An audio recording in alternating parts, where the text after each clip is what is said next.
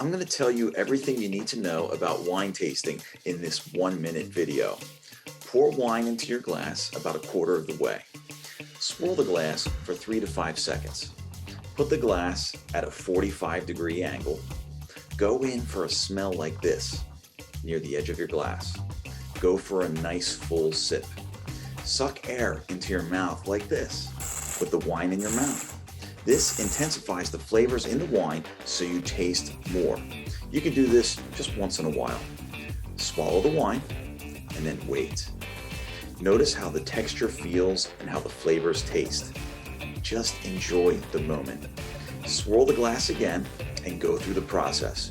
You might notice the aromas, flavors, and textures evolve over the course of drinking a couple glasses. And that's a beautiful thing. If you want to see more, subscribe to Gladiator Wine TV.